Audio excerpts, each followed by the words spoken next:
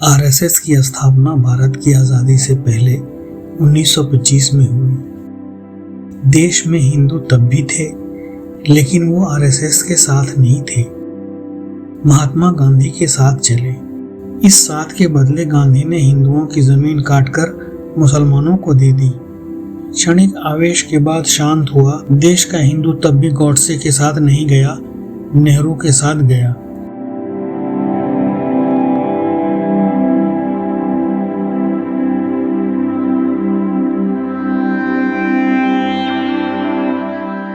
चार दशक बाद 1980 में भाजपा बनी, लेकिन देश का हिंदू तब भी भाजपा के साथ नहीं था, इंदिरा के साथ था, राजीव के साथ था।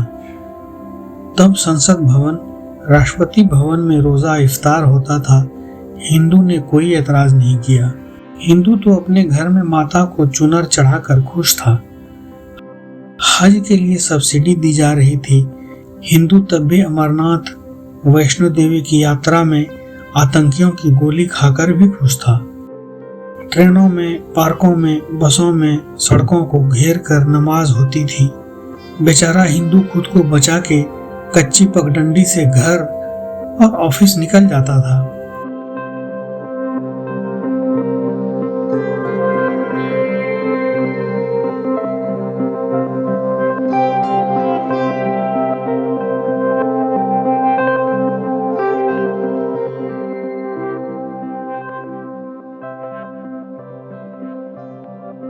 दिल्ली में सीएए, एनआरसी के विरोध में महीनों धरना चला। हिंदू 15-20 किलोमीटर चक्कर लगाकर घर से ऑफिस जाता था, लेकिन फ्री के चक्कर में केजरीवाल को जिताया। भीषण दंगों का दंश झेला।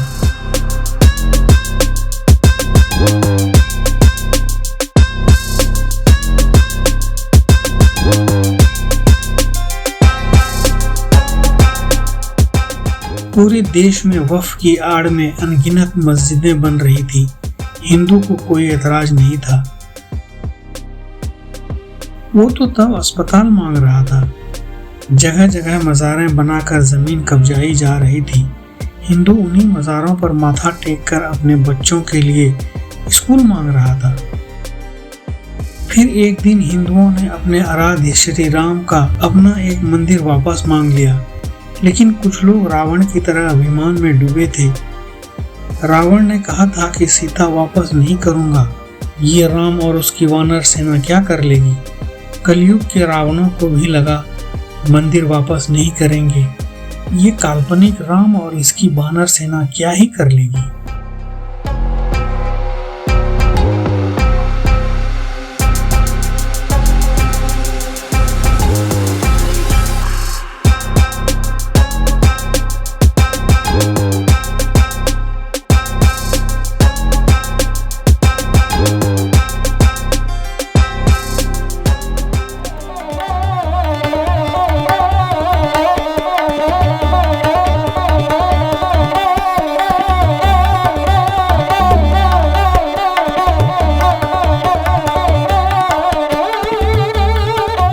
बाबर ना तो अयोध्या में पैदा हुआ था और ना अयोध्या में मरा था।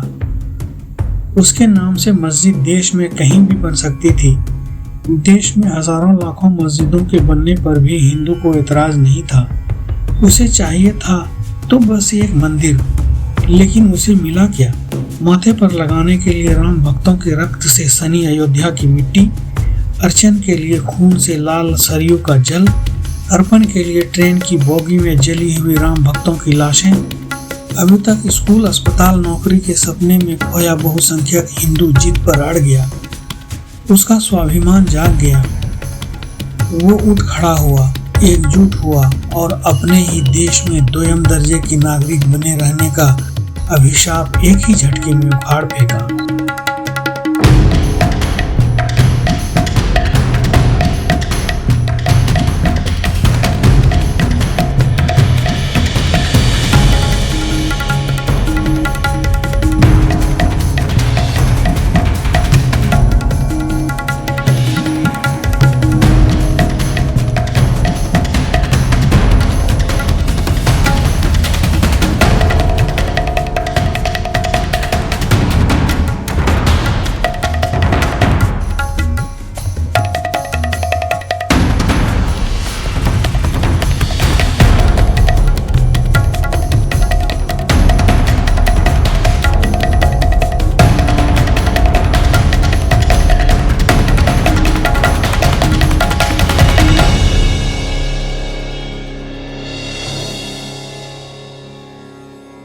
बात सिर्फ एक मंदिर की थी, आज वो अपना हर मंदिर वापस लेने की जिद पकड़ बैठा है।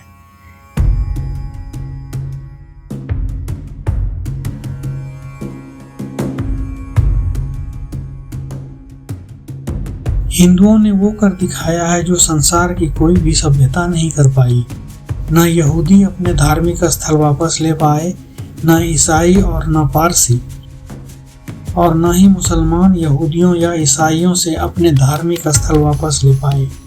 लेकिन हिंदुओं ने इनके जबड़े में हाथ डालकर अपने आराध्य का घर वापस ले लिया।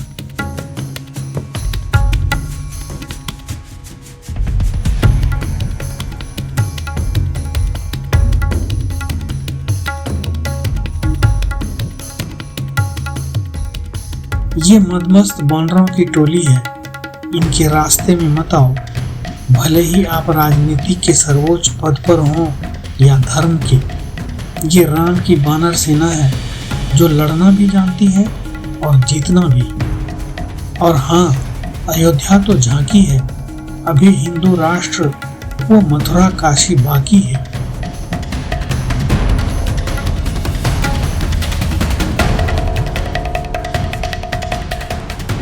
हम किसी भी जाति विशेष के खिलाफ की बात नहीं कर रहे, हम तो सिर्फ और सिर्फ अपने हिंदुत्व की बात करते हैं।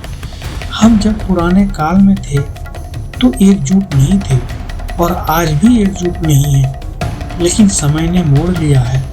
भगवान ने गीता में कहा है, परिवर्तन संसार का नियम है और हम परिवर्तित हो रहे हैं।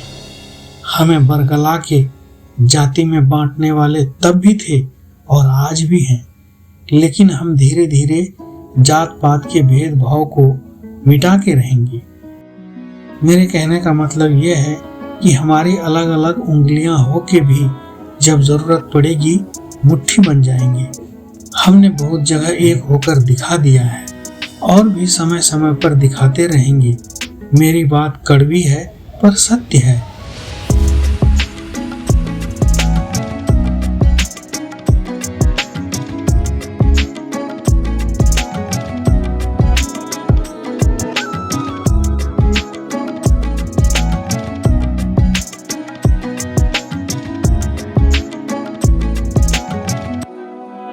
इस पूरी दुनिया में जाति के आधार पर देश का निर्माण हुआ है, लेकिन भारत ही एक ऐसा देश है जिसका इतिहास वेद और पुराणों से है, लेकिन हम आज भी उसका दंश झेल रहे हैं। हमारा सोच सिर्फ हिंदू राष्ट्र का है जिसमें सभी जाति का फूल खिले, बस और कुछ नहीं।